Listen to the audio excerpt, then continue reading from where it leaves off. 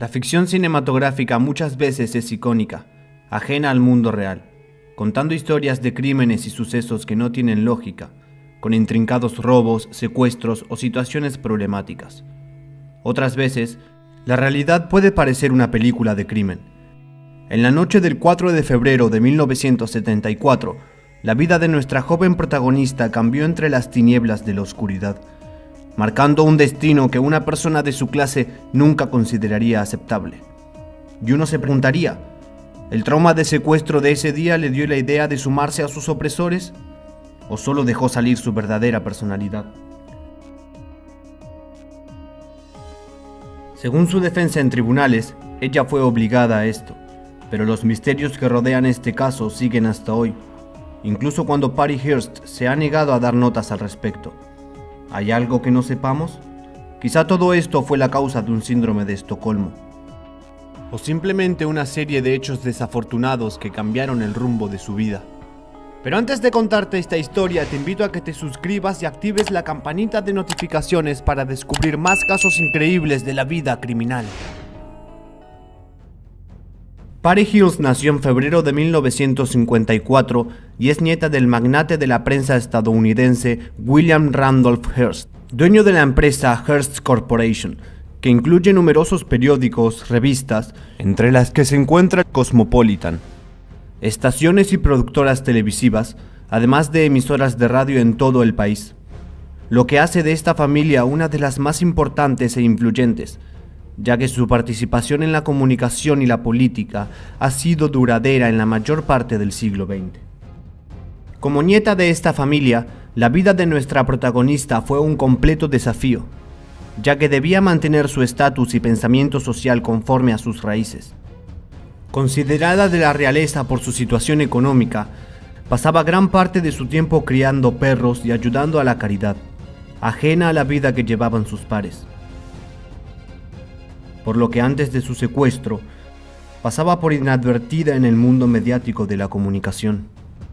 Pero este suceso le marcaría tanto, que sería reconocida por su participación en actividades criminales como miembro del Ejército Simbiótico de Liberación, considerada una organización de izquierda. Cerca de las 9 de la noche del 4 de febrero de 1974, una joven Hearst de 19 años y estudiante de artes en la Universidad de Berkeley, fue secuestrada a punta de pistola en el apartamento que compartía con su prometido, en las oscuras garras de la noche. Los secuestradores eran miembros del Ejército de Liberación, que en aquellos años tenía un mayor auge en sus actos delictivos. Una guerrilla urbana que contaba con una docena de miembros y tenía como objetivo derrocar la dictadura corporativa del gobierno del entonces presidente Richard Nixon.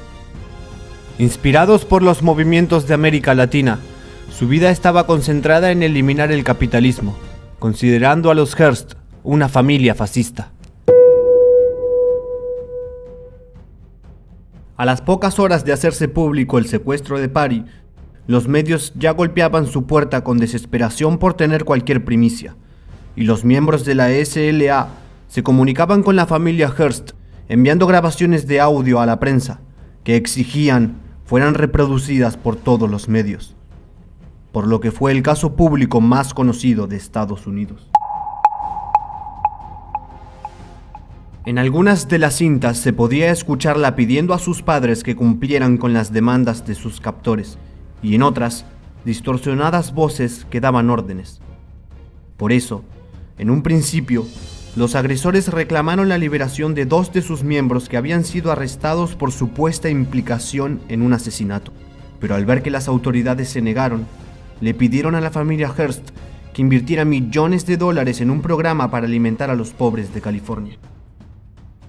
A pesar de que la familia accedió a gastar $2 millones, el reparto de la comida fue caótico, lleno de saqueos y revueltas que no permitieron cumplir con esto, por lo que la organización exigió que se invirtieran otros $4 millones, causando que se rompieran los lazos de negociación entre la familia y los captores. Aún así, el caso dio un giro inesperado el 3 de abril de 1974, cuando ella anunció en un comunicado que se había unido a sus secuestradores. ¿Pero acaso esto fue un síndrome de Estocolmo? Si quieres saberlo, quédate hasta el final del video. Pero antes suscríbete y activa las notificaciones para seguir de cerca más consejos judiciales e historias así. En el comunicado expresaba que adoptaría el nombre de Tania, en honor a la compañera del comandante Che Guevara. Y lo finalizaría diciendo patria o muerte, venceremos, en español. Mientras que su carátula sería cambiada por la policía de secuestrada a criminal menor. 10 días más tarde, miembros del grupo llevarían a cabo un atraco en una oficina del Banco Ibernia de la ciudad de San Francisco, en el que resultaron heridas 2 personas, y las cámaras captarían la imagen de Patty, en ese momento Tania, participando del asalto. En mayo, la joven lograría escapar junto a 2 de sus compañeros, dejando atrás una multa de tráfico que condujo a las autoridades a una casa del barrio de Compton de Los Ángeles, en la que se ocultaban varios de los integrantes de la organización. Y al día siguiente la policía rodearía la vivienda y tras un intenso tiroteo, moriría el líder de la banda que estaba vinculado emocionalmente con Patty. Su vida como guerrillera terminó 18 meses después de su secuestro, cuando el 18 de septiembre de 1975 fue detenida por agentes del FBI en San Francisco y fue acusada por el robo del banco, considerado por los medios como el juicio del siglo del país. Pero su historia no quedaría allí. Sus abogados alegaron que la joven había sido obligada a unirse a la guerrilla y aseguraron que era víctima del llamado síndrome de Estocolmo, que tuvo un gran impacto en los 70s después de su descubrimiento. Pero al no existir evidencia que lo comprobara, la hipótesis quedó desestimada. Con una estrategia de defensa civil, fue condenada a 7 años de cárcel.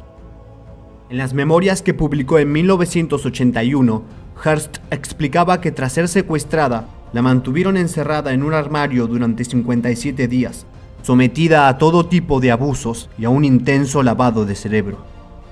2 años después de su condena, ella fue liberada, dado que el presidente Jimmy Carter le conmutó la pena, y en 2001 recibió el perdón completo de Bill Clinton.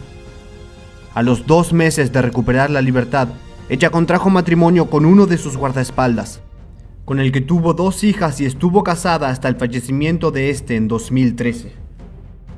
En las 4 décadas que han pasado desde su secuestro, Hearst ha ofrecido pocas entrevistas y ha mantenido una vida discreta, a excepción de los eventos sociales a los que asiste y de las apariciones que ha realizado en un puñado de películas y series de televisión. Pese a ello, la nieta del padre de la prensa será recordada por este hecho. Espero que esta historia te haya gustado. Si es así, no te olvides de suscribirte y activar la campanita de notificaciones para seguir descubriendo casos así. Hasta luego.